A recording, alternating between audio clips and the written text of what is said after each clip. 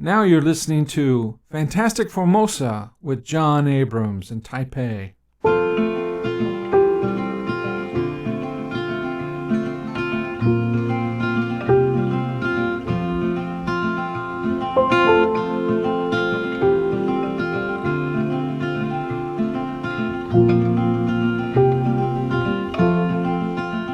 Welcome back to another episode. We have the great honor of having Brian back. Brian has a very fascinating military history and grew up in Montana, of all places. When we think of Montana, we think of rugged mountains and men with guns hiding in cabins in the mountains and trying to fight off the federal government. What are these called, Brian? They're called preppers, right? Oh, that's one word that you use, yeah. What's the other word you use? Crazy? Yeah. Concerned citizens. They believe that the government is coming to take away all their guns, so they get a cabin in Montana and they wait for the government, and the government never comes. When you grew up, did you ever run into these kinds of people, or was it just rumors?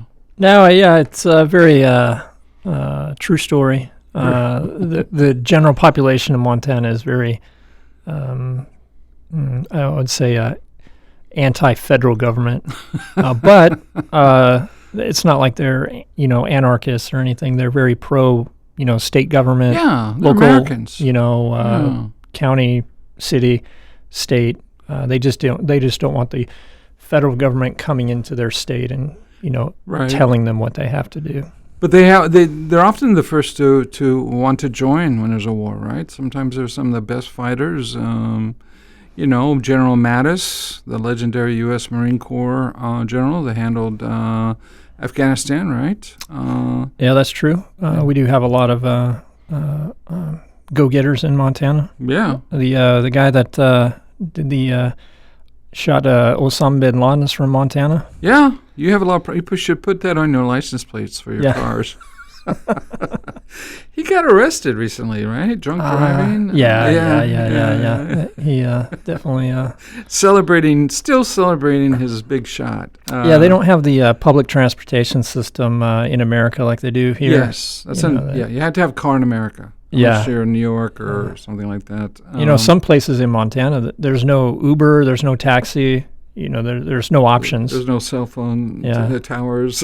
You're either walking home or you're driving home. Oh, my God. Yeah. And you don't want to get picked up by anybody. No. Bad Obviously, idea. Drinking and driving is very bad. Do you have moose in Montana? Oh, yeah, very prevalent, yeah. Now, sometimes these are mistaken for Bigfoot, right? Moose? No. Don't people say that a Bigfoot walked past my truck or something, and it's dark out, and they think it was Bigfoot, and it was actually a moose? Maybe. If it's dark out, you never know. You just see a big mass of something go by you. You never know. Could be a bear. Could be anything. Could be yeah. Now, is Montana one of the Bigfoot states? It is. It is. Okay. Actually, in my area, in the northwest corner there, we have an annual Bigfoot party, I guess. Sasquatch event. You're just inviting They block off the road, and they have, all the the tourist stuff up for sale for Sasquatch attire. And don't they have a big statue there made out of wood or something like that? I'm sure they do, yeah. Yeah, I'm not sure if that was Oregon or it was Montana. One of those states has a big statue. If you don't know who Bigfoot is, in America, he's part of this conspiracy theory, like UFOs and Area 51 and aliens and whatever. And Bigfoot is supposedly this big, hairy ape that is 8 foot tall, and somehow he survived the eons by living in the dark forests of America, and sometimes people see him, and nobody seems to get a good picture of him. Even with these cell phones with cameras now, they never quite get the perfect shot. It's always kind of blurry, or maybe it's a tree. You're not sure. But that's why I don't believe, I guess, anymore. But there are bears that stand up on their hind legs that are that tall. Sure. So it in low light conditions, it's definitely conceivable that you can see a very large animal standing up. Right. That would unnerve me. No question about it. Now? There's different kinds of bears in America and Canada, and the biggest is the grizzly, right? Well, up until recently, that is true. There's another bear out there that's bigger. Yeah. Of course, everybody's very familiar with the polar bear. They're about twice the size of a grizzly in height. That's terrifying. Yeah. They don't pack as much meat on them, but, height to weight ratio. But they are, definitely a polar bear would be very scary compared to a grizzly. But everybody's familiar with global warming, and as the polar ice caps melt, it's driving the polar bears south into the Canadian forest to forage, find food. Right. Because they can't. And campers.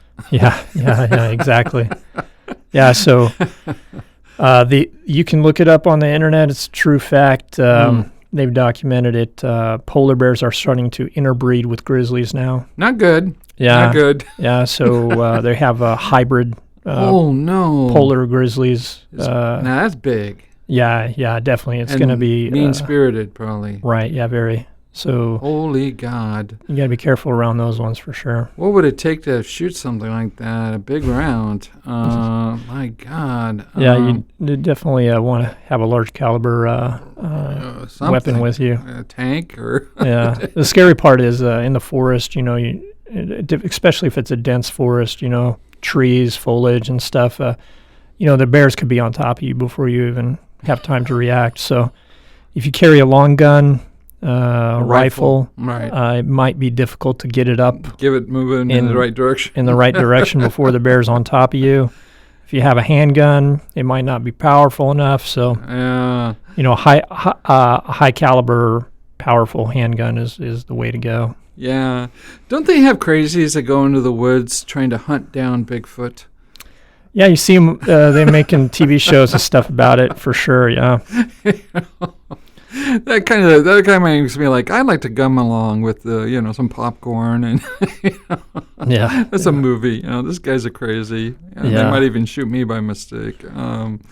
America is a strange place. We don't think about it because we come from there. But when I hear about these stories, when I'm in Asia, I think, I wonder what Asians think about us. They don't have these kinds. They have a few ghost stories that are creepy here, but beyond that, nothing really. They don't have a lot of killer animals except for snakes, right? Yeah, snakes. And they have the brown. It's a black bear, I think. Right? Here in Taiwan. Yeah. Yeah, the small black. Very black small. Bear. Very small. And I think they do have the clouded leopard.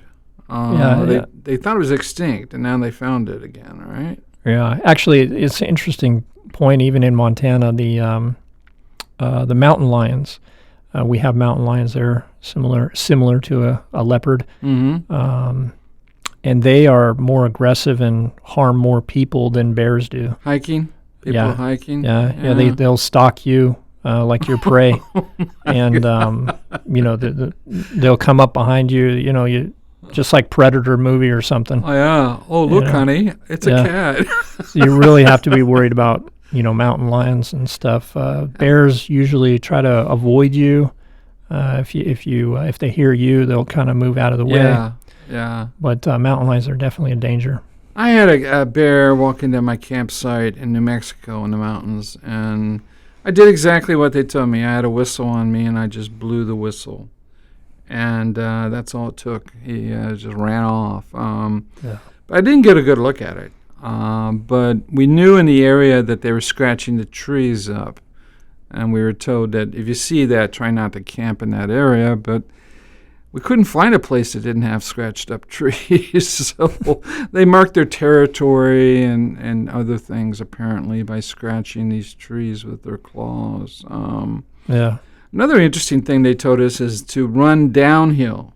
Yeah, that's true. From a bear, not uphill, because they're climbers. Yeah. Don't climb a tree. That's a bad idea. Yeah, the bear's front, arms are shorter, Right. so they actually have poor performance running downhill. So they'll just roll right by you as you run down. Yeah. In fact, my brother and I, when we were young kids, around 9, 10 years old, my dad took us up in the mountains. My dad had a logging company.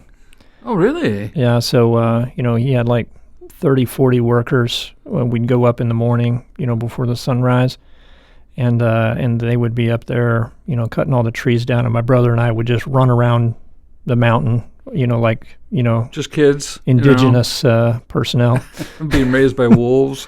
Yeah. So just our playground, and that's a great childhood. Yeah. I mean, my kids are at the city here, and they have no clue about how dangerous it actually is in the world. Yeah. But go ahead, please. Yeah, we came face to face with a young, maybe about a 2-year-old black bear. And I think they're about maybe 100 kilos, 150 kilos, somewhere around there. 2 years old. That's pretty big. Yeah. Yeah. Definitely bigger than a 10-year-old, right? So, we were startled. The bear was, I don't know if he wanted to eat us or play with us, but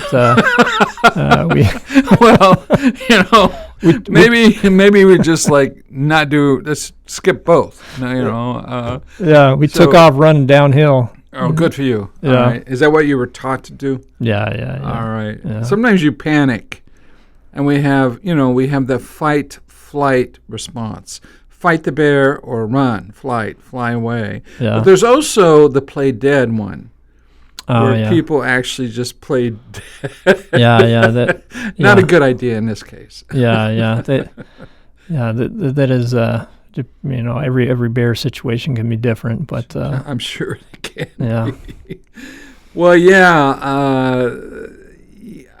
I never had to encounter that where I grew up. We had cows and horses, and it was not as dangerous except for each other, going shooting in the woods or there were mine shafts that were collapsing, in the mountains. Not really mountains, but hills. And that was pretty much as dangerous as it got, accidentally shooting each other, which did happen. But you had an exciting childhood, running around the woods and learning how to survive, maybe. You probably camped out a lot, right? Oh, yeah. I spent every summer in a tent and Boy Scouts and for years. So you must have done the same thing. Did you do it? Did you just hike out and set up camp, or did you go out with friends and do it, or did you? It was like a rule to have somebody with you, right? Oh yeah. You're always going out with friends and family, right? 2-man rule or something like that. Somebody can go get help, or no one should ever go adventure anything alone. Even hiking in Taiwan here alone could be dangerous. Right, you have to sign up here, I think, right? Tell them where you're going and what trails. You should. Yeah, because we just had a major earthquake. I know this will be a few weeks ahead before this is aired, but Taiwan just suffered a major earthquake, and there are some hikers who have vanished because of landslides, rock slides, and Hualien. Beautiful area. But they say the road that you take to go up there may be closed, for long, maybe years. But I always enjoyed going up there. But the thought of being there during a major earthquake would never really thought, oh God, the whole mountainside comes on top of you. Yeah. Well, what a lot of foreigners don't understand about Taiwan is basically it's a volcanic island, and these mountains and hills and stuff are actually just dust or lava, not really lava either, And if they get rained on enough, they become fluid, and then they sort of move. They can literally, land mudslides. Right. Can take an entire small town and destroy it. So, it doesn't happen very often, but it certainly does happen enough to remind you not to buy certain properties. Yeah. Do you ever go out to the hot springs here they have around the country? Yeah, sure. Of course, I've been to Beito, and then places I've been camping here in Taiwan is over in east of it's over by Shinsu. Yes. Just due east of there and up into the mountains is a popular camping area. So all right. Went up there up in the mountains and went camping. It was a good time. Good. How many days? Just a weekend, a couple days. All right. Do you bring your own food, or are you allowed to cook? Yeah, so of course you're allowed to cook there. Oh, okay. Some places you're not allowed for really? whatever reasons. I don't know about here, but in America certainly. Yeah. Forest fires, or they don't like it, or I don't know. Yeah. A lot of the folks, I imagine, that go hiking in America who are attacked by bears and don't carry guns are, animal rights proponents. Yeah. You definitely don't want to store your food overnight with your tent. In your tent, no. You want to put it in a bag and run it up the top of a tree. Right. Yeah, we did that when I was in New Mexico. We put everything in a bag and put it in a tree limb and dragged it all the way up there. Yeah. A good 50 feet from the tent. That'll keep the critters away. Keep the fire burning at night, too. Make sure that they got the message, there are lots of ghost stories related to camping, too, in America. I'm sure that you had a lot of those as well. And one of them was the boogeyman. Did you have these kinds of stories as a child, or? Yeah, anything to, scare the kids. Especially if we were on a lake, some kind of creature in the water going to kill us. Yeah, crawl out of the water. Yeah. The boogeyman is this mysterious character, or creature that is it a man or woman, we're not sure, that often lives, it captures children at night. So when we were kids, my parents and grandparents always said, don't go out there, a boogeyman will get you. And I'm like, I'm not going in the woods tonight, I'm stay close to the house, Yeah. It was a great way to scare your kids and make them think twice about doing something stupid. You can sort of what we call freak yourself out. Yeah. You've heard of the Grimm brothers stories, and from Germany area. Grimm brothers, and these are all fairy tale stories about trying to teach your children lessons to stay away from danger. Right. Oh my God. Yeah. And now they're banned in American schools. They don't let them teach them. I don't know why. One of the most famous stories, I'm not sure the Grimm brothers wrote it, was the candy house, the witch's candy house. Was that one of theirs, or? I'm not sure. Yeah, that was another one that was sort of warning children about. And the big bad wolf. Right. The Little Red Riding Hood, and I guess the original German story is much more, much darker than the one we see today in Disney, maybe. Disney made everything more kid-friendly. Yeah.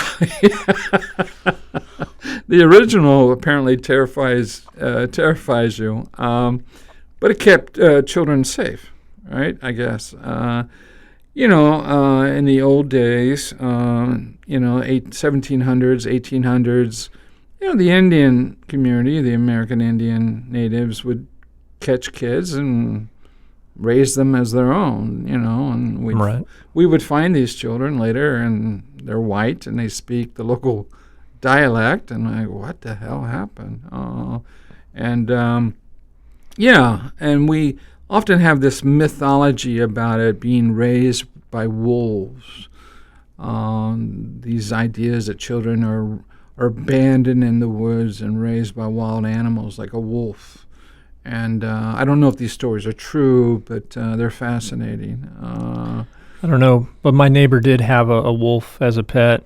No way. Yeah, it was an interbred one. It was a half husky, half wolf. Well, that's scary. A very aggressive dog. Very scary. Yeah. Oh my God. Yeah. You don't know who's coming home for dinner that night. Yeah. Yeah. Well, how did it get along with you? We stayed definitely away from it.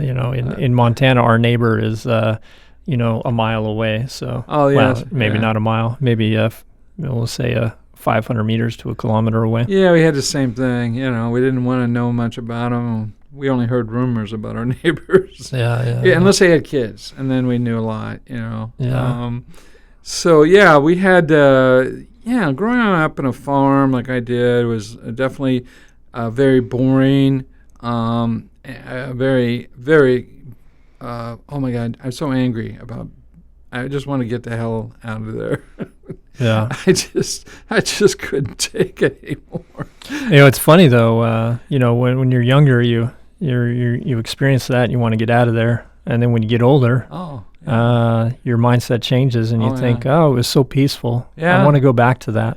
Yeah. I had all these dreams back then, and now I don't have any dreams about the future.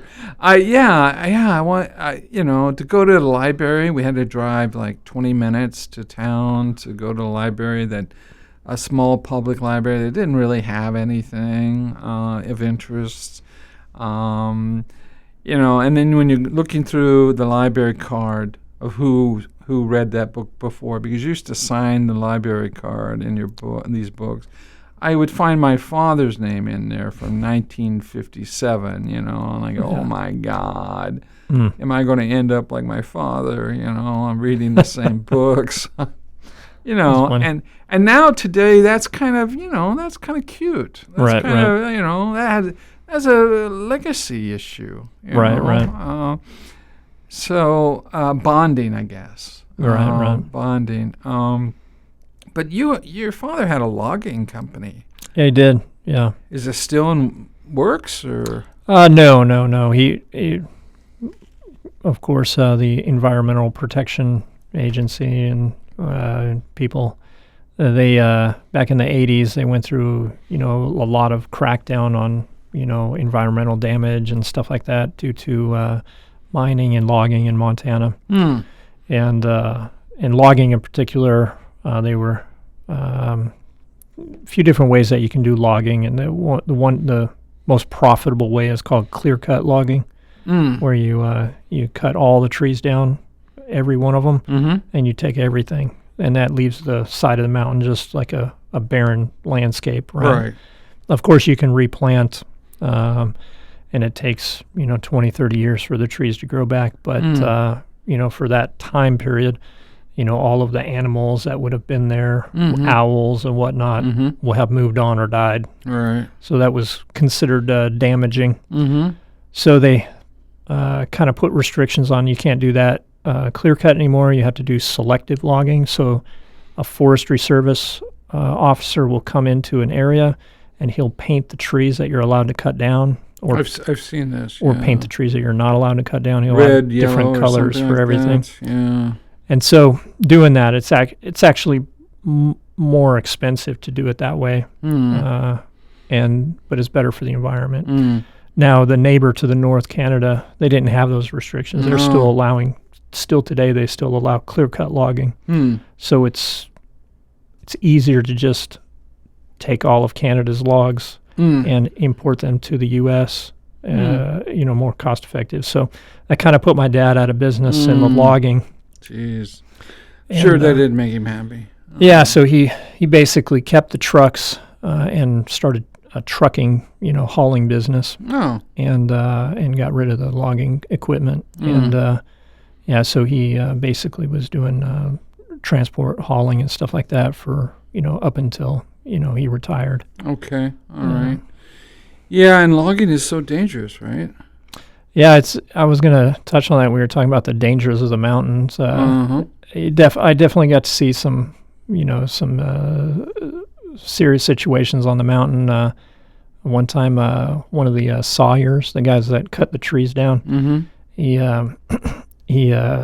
touched the top of his thigh with the saw while it was running. Oh. And immediately went straight down to the bone. Oh. And there was blood. It looked like a murder scene, you know. Yeah, I've had that same experience actually. Yeah. Luckily, the main artery is like on the inside, on the inside, so On the inside, of your leg. Right. So you're basically not going.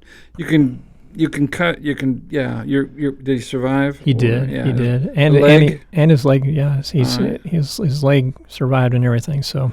But that was a lot of blood for a 10-year-old. If he had gotten the artery, if he had hit that would have been it. Yeah. It would have been dead. Yeah.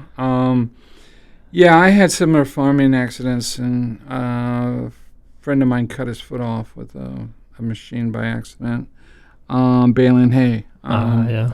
So people say, oh, baling hay must be very, romantic, like in a country setting to bale hay like the old timers. And I go, no, you lose a finger, the wire can just cut your whole arm off. You're talking about the rectangle style? Yeah. Which they don't really do a lot anymore. Yeah, apparently not.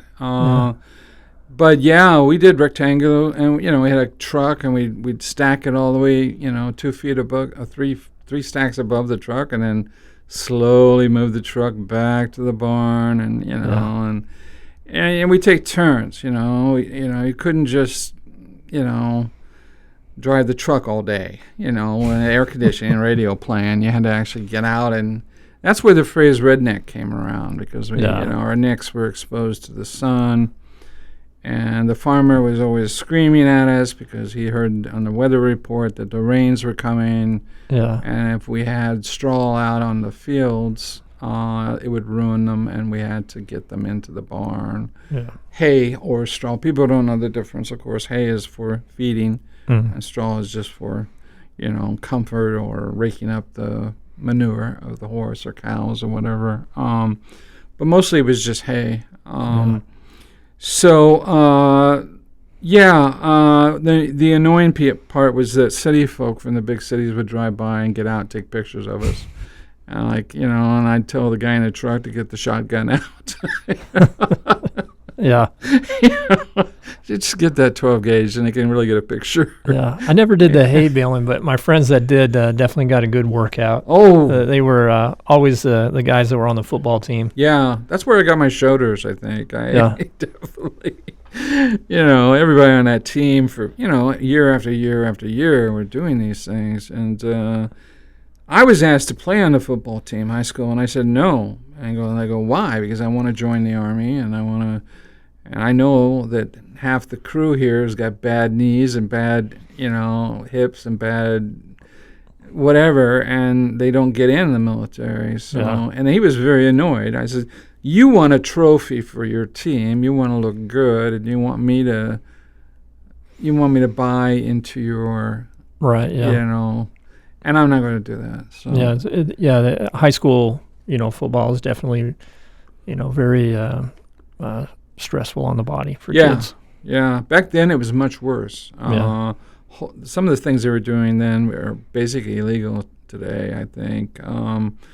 But I got a lot of, criticism for not helping the team, not being a member, it's what we call peer pressure in America. Oh, yeah. But I was always sort of independent. I did my own things.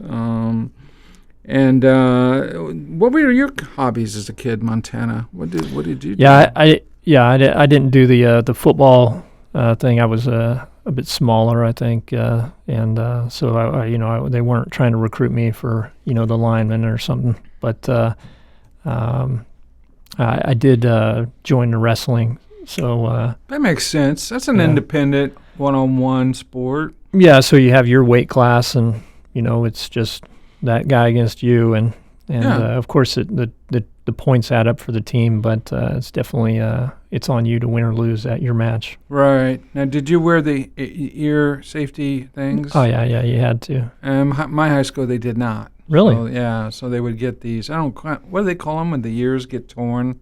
Cauliflower ear. Yeah, they're horrible. They Yeah, can't fix them. yeah. Oh my God. And Yeah. so I said no about that right away. Yeah. Go to wrestle. Yeah, I did.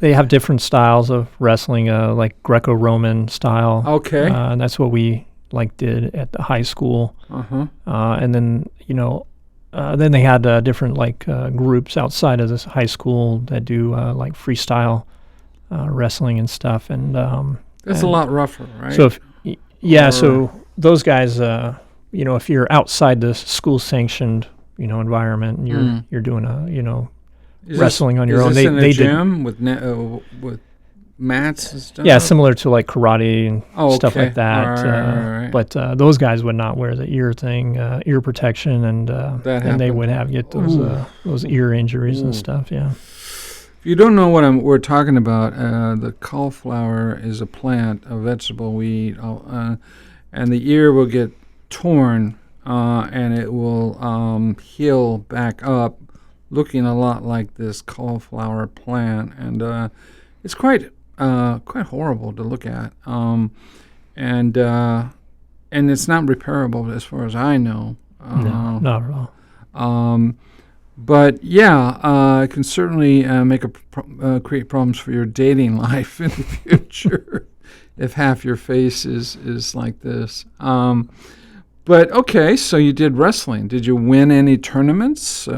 I did okay. I was not as serious about it as some of my classmates. That I didn't have the parental pressure that some of my classmates had. Their fathers were wrestlers, so their sons are going to be wrestlers. Oh yeah. So they were eating, exercising, and protein. That was their life. And I was in it for for fun and the girls. So. So you got a lot of girls checking you out on the floor. Anytime you're on a team sport in high school, you get a lot of attention. So it was definitely a positive aspect of high school is joining a team sport. Sure. Okay, that tells me something about you. In America we have cheerleaders. They have them here as well, but. Yeah, the cheerleaders are always, I don't think they're really interested in being a cheerleader for no other reason except for finding the best of the best or something like that. But the best of what's available. Yeah, because the rest of the kids in the class don't meet their expectations. I can tell you this, though. My wrestling coach put us through the ringer. I mean, my physical fitness training regimen during wrestling was much more difficult than anything I experienced in the military. What? Yeah, I mean he ran us to the ground. You were in the Army, and still that wasn't as good as what you went through. Oh my God! Yeah. Oh my God! He was. He was a madman. Should have gone to the SEALs. He who knows? He might have been a SEAL. He definitely wanted to make us stronger. Well, that's a positive thing. But what I saw on the football field, high school football field, were broken arms, kneecaps being moved to the other side of the leg. Any kind of impact sport like that, you're going to have that for sure. And I had big dreams. I wanted to join the Army like you did, and I got hit by a car. And fortunately, I was in great physical shape too, and I survived primarily for that reason, I think. It took years to get back, had to go back to the gym and slowly work back into my physical, and got better, actually. They said I would be in a wheelchair, but no way. Here I am. And my father had a similar experience, high school year, back in 1960s, in 66. And anyways, high school year, he rolled he was a passenger in his friend's Corvette. Mm. And they flipped it, landed upside down. Anyways, he broke his back. Ugh. So his was it crushed vertebrae or was it? I'm not sure. I just know that he spent a long time in traction. Okay. He had broken back. Ooh. Okay. So the damage, but back then they didn't fuse the vertebrae together. Mm. So they just line it up and let it heal while you're immobilized. That's what they did to me. Yeah. Yeah, and they said it fused naturally. Yeah, so that's actually long-term better for you. They said, yeah. So, short-term, a little bit more challenging, but long-term it's better because if you fuse your vertebrae, it puts more stress on the vertebrae above and below it. Right. And my doctor was very wise. He said, no, we're not going to spend all that, it's expensive, it's dangerous, we're not going to do it to him. He was like conscientious. Whereas a lot of doctors, and today particularly, they're like, "Whoa, we're going to have to do an operation," and jack up the price of everything. And he said, "Let God fix it, and then if it's still a problem, then we'll go back in and try to figure it out." But it was great advice, childhood mishaps are very common. Was your father was in this accident? I assume he wasn't wearing a seatbelt because back then you did not. Yeah. They didn't put them. Did they put seatbelts in the car? I don't know. It's funny. No, but because of that accident, he was physically disqualified from getting drafted during Vietnam. Oh, actually, that might have been a good thing. Yeah. So he healed up.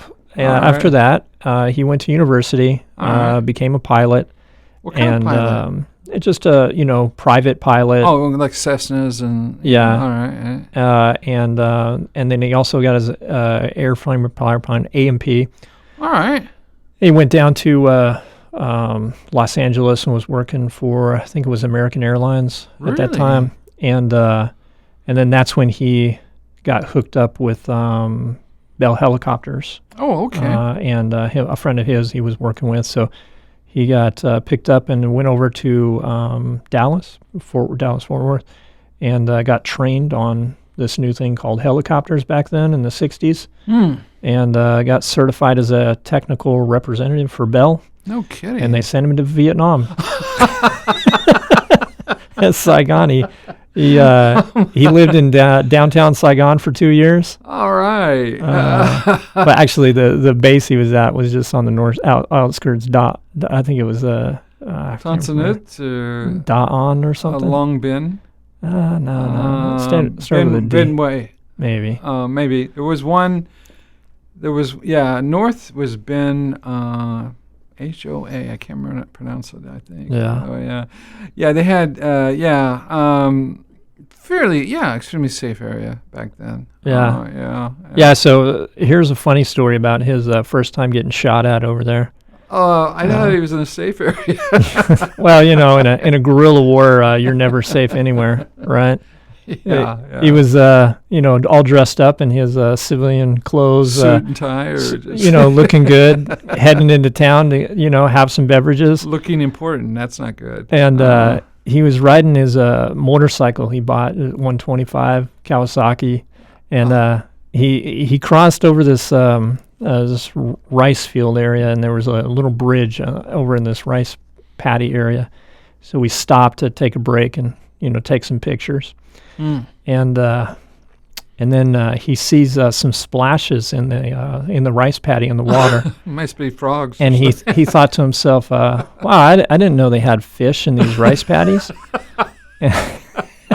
And then he said, as soon as that thought went through his mind, he heard the zing go right past his ear. Yeah. And that's when he realized that someone was shooting at him. He got on his bike and got out of there. Probably a farm boy, he's like rice. His dad runs the rice field. And he's like, I can get this guy, no problem. Yeah. I mean, if I had been a farm boy, out of boredom, I might have taken some shots. But he was dressed up, and he probably looked kind of important. So, Well, you know, he's trying to, you know. try. Then maybe that was a bad thing. Maybe he should have just dressed real, you know, put a little, Vietnamese hat on or something. Yeah. Maybe they wanted the motorcycle.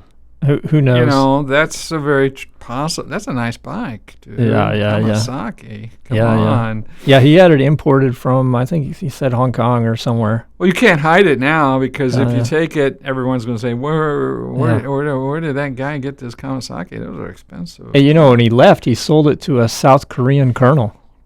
Okay. Because he worked near where the South Korean base was. Was the, and people don't know this, but in the early stages of Vietnam, we had South Korean troops, Australian troops there fighting. And there were Taiwan military advisors there as well. Oh, yeah. Doing translation work for captured Chinese troops. We were capturing folks. What a fascinating history. So, was your father there during the Tet Offensive in 1968? No, he arrived, I think, 2 weeks or 30 days after.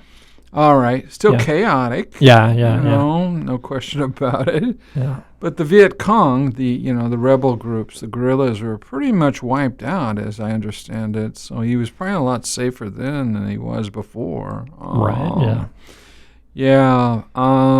Yeah, that was, if you don't know your history, particularly those of you in the military, you should really look up the Vietnam War Tet, T-E-T, Tet Offensive, 1968. Fascinating history, a surprise attack. It's a legendary battle, actually. So legendary that in 2018, I decided to take a trip to Vietnam and retrace my father's path. Oh, really? And went to all the places that he used to go and places that he lived. Really? And coincidentally, I did not plan this, but it was the 50-year anniversary of the Tet Offensive. Oh, my God. So there was a lot of government propaganda posters out about how they defeated the Americans, during the Tet Offensive. Right. It was very interesting. But all in all, the Vietnamese were very welcoming to me and the American culture now. Just keep waving that Vietnamese flag, and I think you'll be fine. Yeah. Well, yeah, the Tet Offensive, I'm telling you, folks that are in the military here, is a wonderful read. There's a book about it, a recent book written by, what was that guy's name? He wrote Black Hawk Down. The book Black Hawk Down is a great book as well. If you can find the author, we'll find it for you and we'll put it on the air. And that particular battle was genius, Tet Offensive. So, you have this legacy issue with helicopters, right? So that'll be the next episode, Here's your father, knew how to fly a Huey, I think. Yeah, he That's did. the UH-1H, the single engine. And he must have at least gone up a few times in combat, just to... Yeah, definitely. It was the attrition for helicopters there was so great. Basically the helicopters would come on ships, barges, and stuff to the port there in Saigon, and then they would offload them to the port, and then they would just ferry fly. They would fly them out to the bases. And right. Here's your new car. Here's your new helicopter. Right. Try not to crash this one. Yeah. And the Cobras, the Cobra attack helicopters use the same frame, right? Same drivetrain, same right. Engine, the tail. Yeah, so it's easy to fuselage. Replace, right? You could You'd go in there and do both. A lot of the parts were cross-compatible between the two. That's important in a war, I think, to have that sort of capabilities. Logistics will make or break you in a war. No kidding. Logistics. The famous quote from World War II, how to win a war. Common fuel, common parts, all the things key to success. Cross training. Yeah. If you don't know what cross training is, it's the ability to do many different skills. And Brian, I'm so happy that you came back. What I'm going to do is invite you back again to talk thank you. about how you go from your father's relationship with Vietnam and Bell Helicopter and Huey Helicopters to your own helicopter experience. Thank you for coming. Oh, thank you. Cheers. Hope you have a good day. All right.